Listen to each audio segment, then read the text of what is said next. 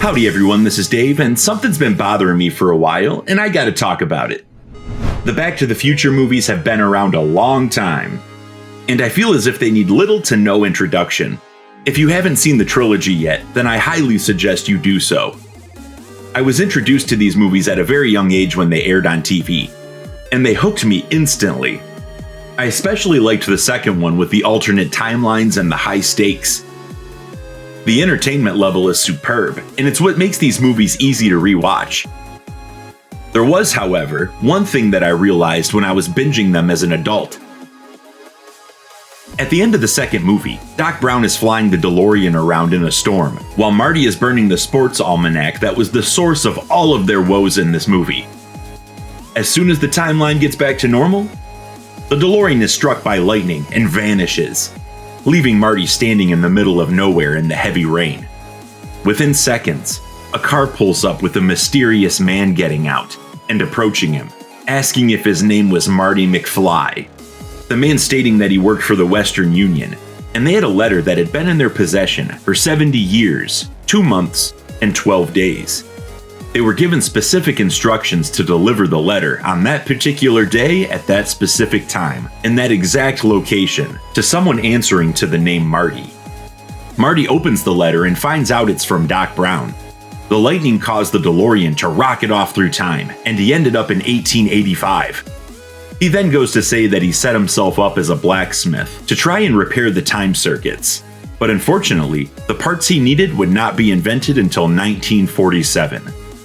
He was perfectly content to live out his life in that setting, and he buried the DeLorean in an abandoned mine across from a cemetery. He left a map and repair instructions as well. Marty recruits 1955 Doc Brown, who had just sent Marty back to 1985 from the first movie, and they set out to unearth the time machine. In the letter, Doc specified that Marty was to use the DeLorean to get back to his correct time period in 1985, and then promptly destroy the time machine. After they blasted and excavated the DeLorean from the mine, they discover a tombstone that says that Doc Brown was murdered a week after writing that letter. Feeling like he needed to do something to save his friend from living his whole life as a scientist and accomplishing all that he did, only to be shot dead in the Wild West, he decides to go to 1885 instead of 1985.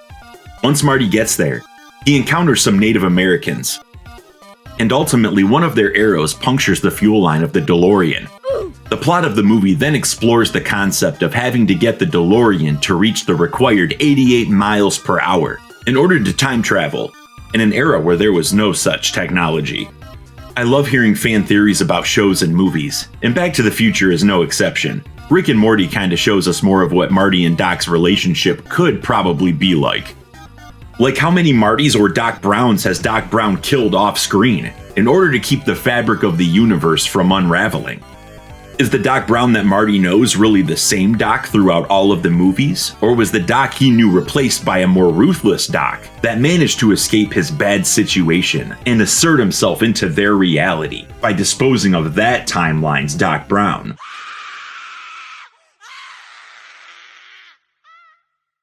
They never really give any notion on what happens to these other Martys that are running around that they must avoid at all costs, so people are left to come to their own conclusions. When I was a kid, I just assumed that there would eventually be a delayed duplicate of Marty walking around, and I was able to accept that that was how it was going to be. But realistically, that wouldn't work. One of those Martys would have to go. Here's where my own theory, or maybe plot hole, popped into my head. It seemed so simple that I figured someone else had already thought of it. I ran the plot hole by a few people, and they said they never thought of it like that, and now I've ruined the movie for them. So here's a warning to maybe go watch another one of my videos if you don't want to look at Back to the Future 3 differently. When Marty arrives in 1885, there are now 2 DeLoreans in that timeline. The one that Marty drove in with the brand new circuits that had a hole in the fuel line and needed gas, as well as the one that was buried away that needed circuits replaced, but still had a completely intact fuel line, with maybe gas still inside, unless Doc removed it for the preservation process. The DeLorean that Marty had arrived in was fixed and working fine aside from the fuel line being punctured. The parts for those things would not be created for a long time, but they still had the opportunity of a duplicate DeLorean sitting right there that they could have salvaged some parts from. You're telling me that there was nothing they could do to try to patch that hole? They had to have had something in there that could have been useful. How about just remove the fuel line from the buried DeLorean entirely, and then add that to the list of the parts that 1955 Doc needed to replace? He could have just done that along with the other things he needed to fix.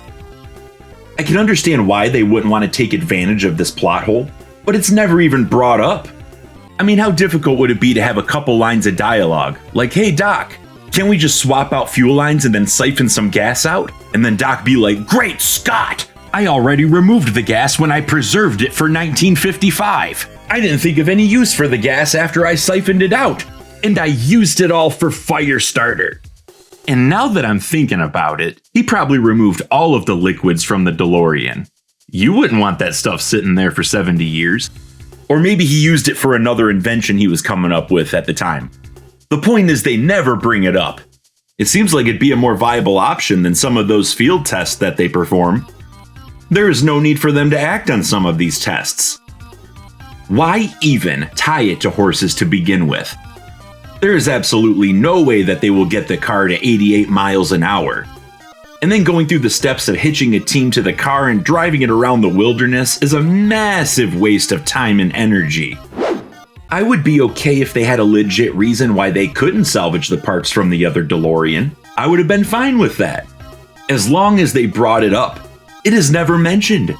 The buried DeLorean is completely disregarded after Marty goes back to 1885. Why? There's a vehicle with the parts you need sitting right there, and they still decide to GTA a train, risk lives, and drive it over the edge of an unfinished bridge. I mean, sure, everything's going to plan, but what if those train operators decided to defend themselves while they were being held up?